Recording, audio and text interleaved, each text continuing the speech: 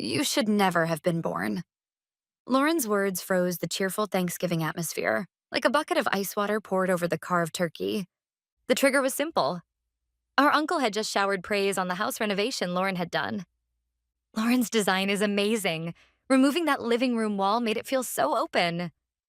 Lauren puffed out her chest with pride. Right?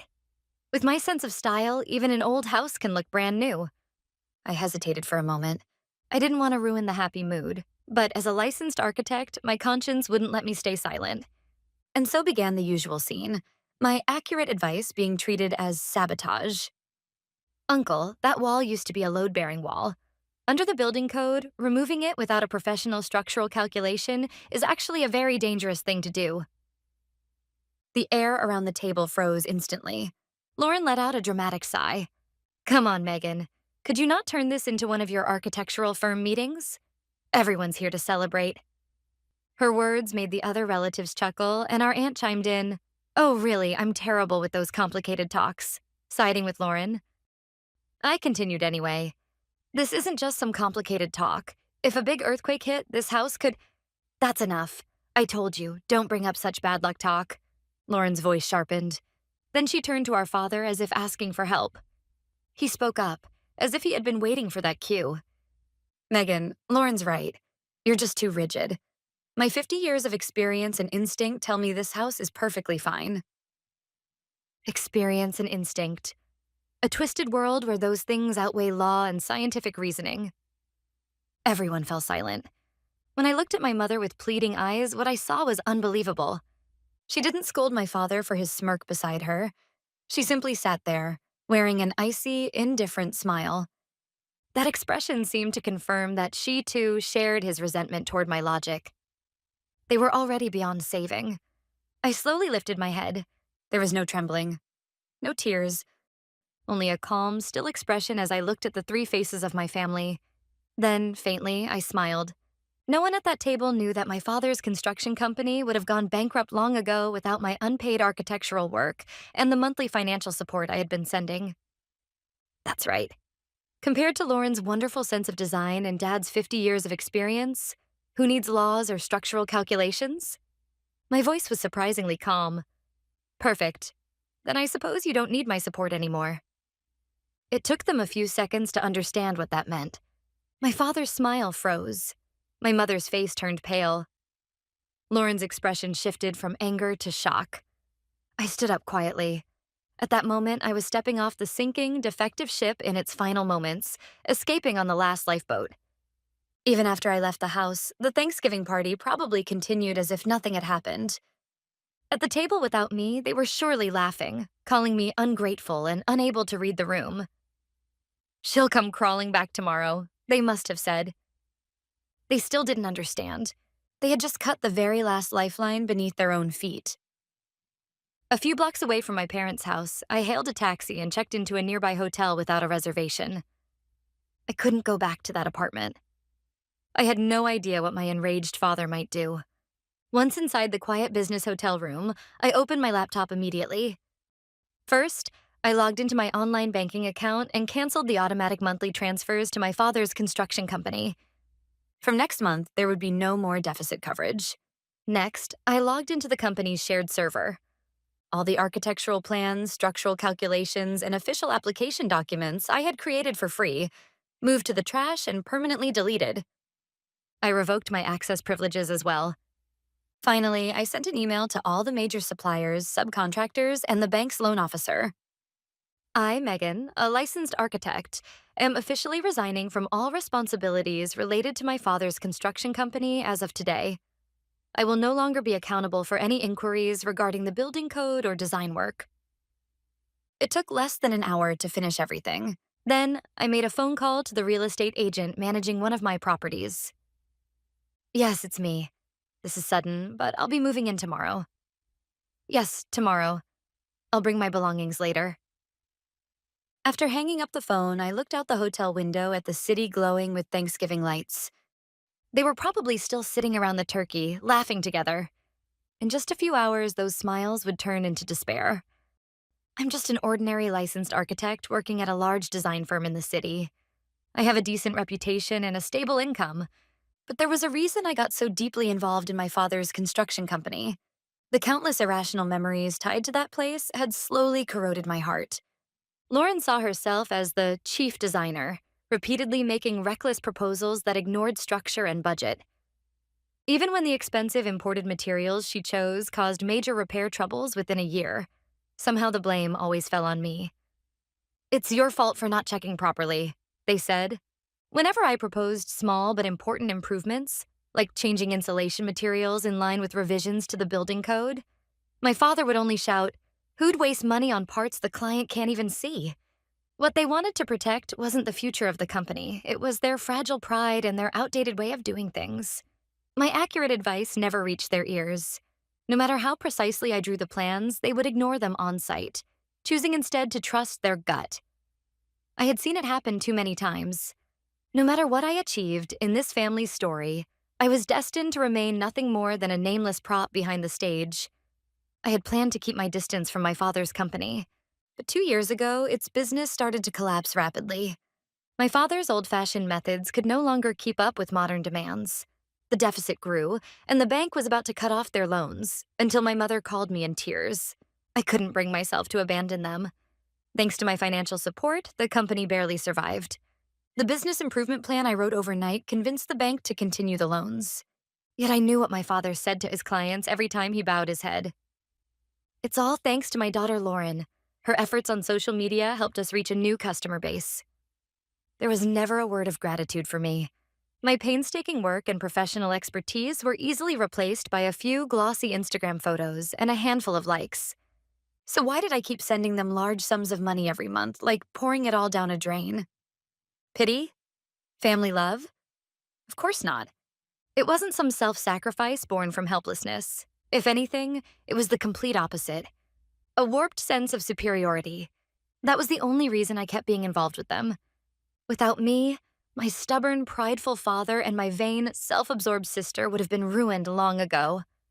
For the past 2 years, my father's outdated construction methods and Lauren's reckless designs had existed only as a fragile castle built upon my earnings and my professional credibility as an architect. By turning on the faucet of money and standing as their legal shield, I had allowed them to maintain a thin veneer of respectability in society. They never realized it, but I was the one keeping them alive. Throughout a life of being looked down upon, that was the one thing that gave me absolute power over this family. The monthly support I sent was both their lifeline and the invisible collar I had fastened around their necks. But that night, when Lauren spat out the words, "You should never have been born," and our parents smiled in silent agreement, it destroyed everything. In that moment, something inside me burned out completely. There was no need to let them live anymore. They were the ones who wished for it. So be it. I would show them the moment when the lifeline I had given turned into a rope tightening around their necks. I would simply watch from the best seat in the house as their pride led them to their own downfall. Late the next morning, I stepped out of a taxi in front of a house. Unlike the previous day, I wore plain clothes and carried an ordinary tote bag instead of my work briefcase. I had meant it as a light disguise, but it turned out to be unnecessary. This was the house I had bought a few months earlier as a private investment. The reason was simple.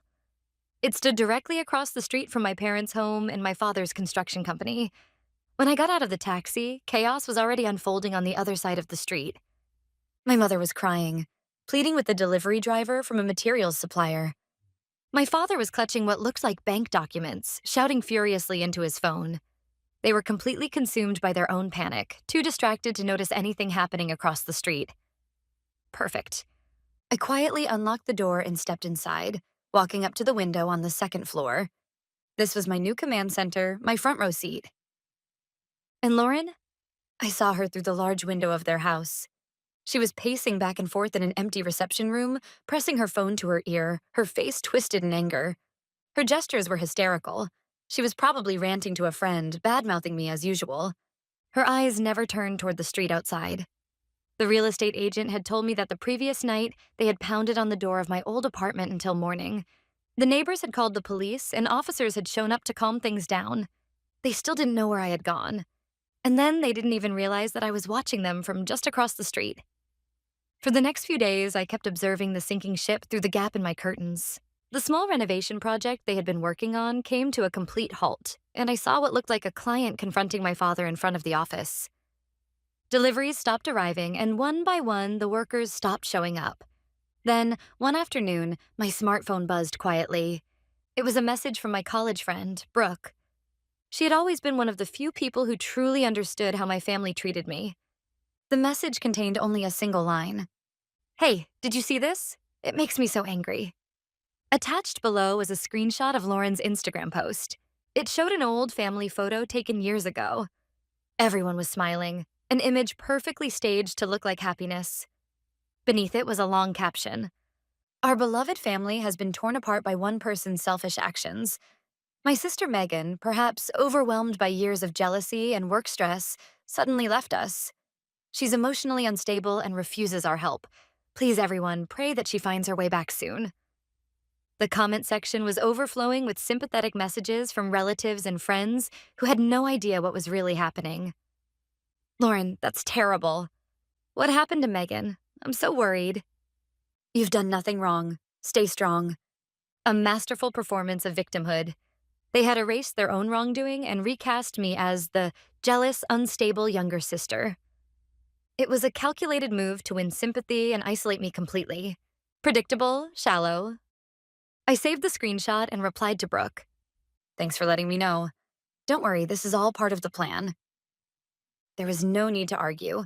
The more she spread her lies online, the greater the shock would be when the truth finally came out. She was dousing her own stage with gasoline, all by herself. I set my smartphone down on the desk and looked out the window again. "Go on, Lauren. Keep spreading it. Until the moment I strike the match." Lauren's tragic hero act on social media escalated by the day. This time, she posted a photo of our exhausted father carrying lumber alone with the caption, "Because of my heartless sister, my father's construction company is on the brink of collapse. But I won't give up. I'll protect this place no matter what." The flood of sympathetic comments only fed her vanity and self-delusion. Perfect. The stage was set. The audience was gathered. There couldn't be a better moment. I picked up my phone and called a man. He was Tyler, in his early 40s, a cold, calculating CEO of a major real estate development firm. He was also my soon-to-be business partner in launching a new architectural firm. "Tyler, I've got an interesting land development proposal for you," I said when he answered my call. "Oh? Coming from you, that means it's something deliciously twisted," he replied, his tone amused. I sent him the documents for a small subdivision project that had stalled, one that was managed by my father's construction company, though I left that detail out. A few minutes later, his reply came. "What the hell is this? The design's archaic. I'm surprised the city even approved it." Exactly. That's what makes it an intriguing case study, don't you think? I followed up by sending him a perfectly prepared redevelopment plan I had written in advance. The plan's condition was simple yet ruthless. The existing construction company would be fully acquired, and its management, my father included, would be rehired as low-level on-site workers. "I see. I can see where you're going with this," Tyler said after a pause, his voice carrying a note of amusement. "So what do you want me to do? Smash the reality into this company's president's face?" "Exactly. Give them the best show imaginable." I could hear his quiet laughter on the other end of the line. "Leave it to me. This is getting interesting." A few days later, from my window, I quietly watched as a black luxury car glided to a stop in front of the construction company. The sight of Tyler stepping out made my father, who had been clearing away scrapwood, freeze in shock. Dressed in a fine suit, Tyler looked completely out of place amid the shabby surroundings. My father hurriedly stopped what he was doing and greeted him as politely as he could. Tyler gave the dusty office a quick glance and said something short. Through the binoculars, I could see my father's face light up in surprise and delight. He had probably said something like, "I'm considering investing in this land development as a joint partner." That one line was enough to send my mother and Lauren rushing out of the office. Lauren looked Tyler up and down, evaluating him from head to toe, then flashed a dazzling, almost theatrical smile. They ushered him inside and served instant coffee as though entertaining royalty. Perfect. Phase 1 of the plan was a success. I set down my binoculars and turned back to my desk. The details of what came next would be clear soon enough. Tyler would send me an audio file later. A few hours later, I watched as he left the building, got into his car, and drove off. Not long after, an audio file from him arrived on my laptop. I put in my wireless earphones and hit play. Well, I must say, I'm surprised. Why would someone like you be interested in a small construction company like ours? It was my father's sycophantic tone. I saw you on social media, came Tyler's cool, measured voice. I was inspired by your daughter's dedication to preserving the family business despite the hardship. Then came Lauren's shrill excitement, followed by my parents' foolish agreement. They began boasting about their supposed craftsmanship, dressing up their obsolete methods in self-congratulatory nostalgia. I listened in silence, my face expressionless. How utterly pathetic. They truly believed that their talent and hard work had finally caught the eye of a major figure. I paused the recording and took a sip of coffee. Let them dream, until that dream turns into a nightmare. A week after Tyler's visit, my family was euphoric.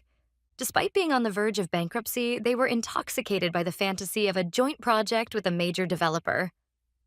Lauren flooded social media with posts like, "My father's craftsmanship and my design sense have finally been recognized by the industry's top players." And then the day of reckoning arrived. I stood by the upstairs window, holding my smartphone, quietly waiting for the moment to arrive.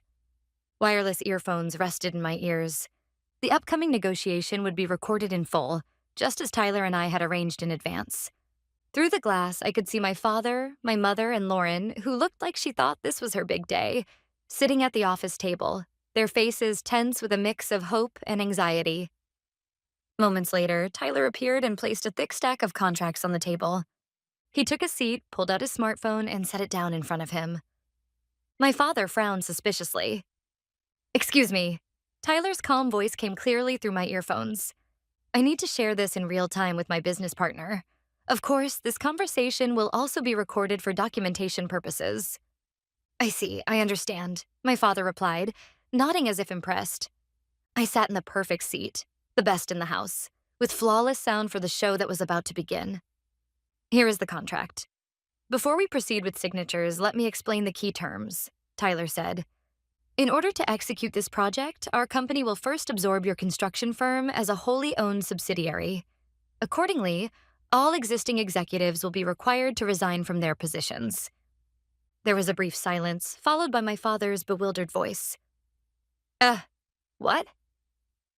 "Furthermore," Tyler continued, "under the new president's leadership, you will all be rehired as on-site workers, handling materials, cleaning, whatever tasks you'll be assigned to do." "Wait, what are you talking about?" Lauren's shrill voice pierced through the earphones. "Allow me to introduce," Tyler said smoothly, "the project director and the new president of your company." He paused deliberately. Perfectly timed. By then, I had already left my house and was standing across the street, right in front of the office door. As a heavy, uneasy silence filled the room, the rusty hinges creaked as I opened the door. Every gaze turned toward me. I walked forward slowly but firmly, stopping at the table. And then, taking over Tyler's sentence, I said, "It's me." After those two words left my lips, the dusty office was swallowed by a silence heavier than any shout could ever be. My father's face drained of color like concrete, his mouth hanging slightly open. My mother covered her mouth with trembling hands, terror written in her eyes. The first to break the silence was, of course, Lauren. Her frozen expression snapped into one of hatred as she stood up. "What the hell are you doing here?" she demanded. Her high, sharp voice rang through the office, and she turned to Tyler. "Tyler, you've been tricked. This woman is a curse on our family. She's trying to destroy everything," Lauren pleaded desperately. At that moment, I said her name. "Lauren." My voice carried no emotion. That lack of feeling stopped her hysteria in its tracks. "Sit down." It was an order. Lauren hesitated for a beat, then tried to open her mouth to protest. But Tyler cut her off coldly before she could.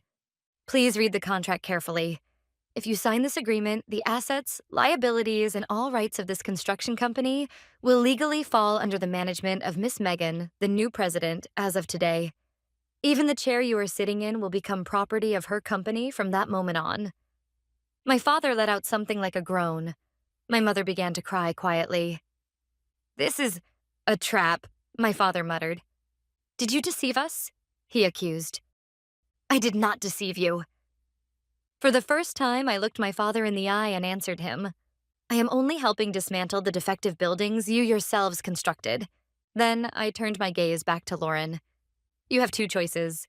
Sign that contract and work as my employee starting tomorrow, or give up everything now and leave this office.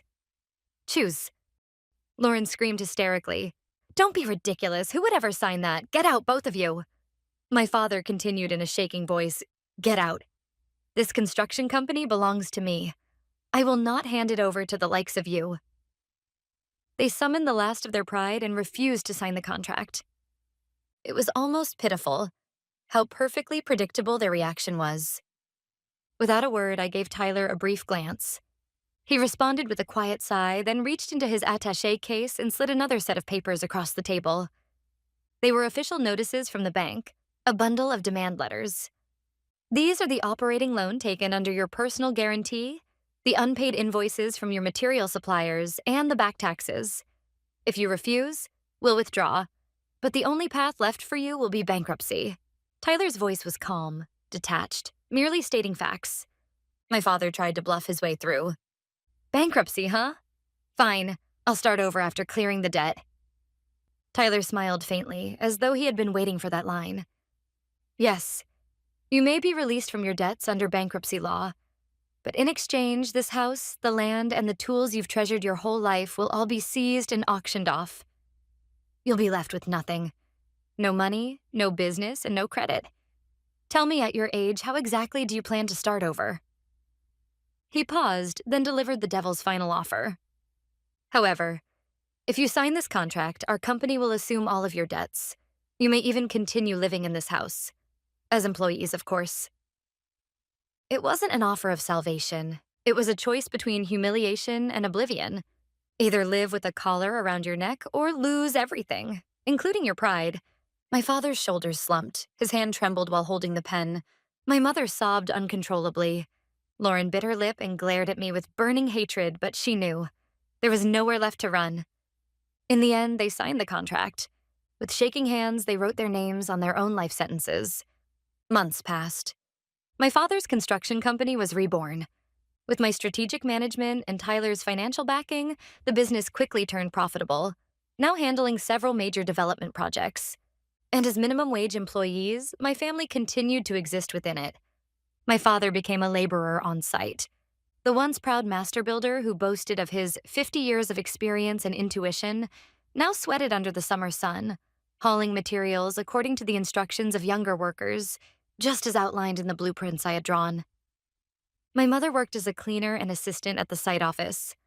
While I chaired executive meetings, she would quietly sweep outside the conference room, careful not to make a sound.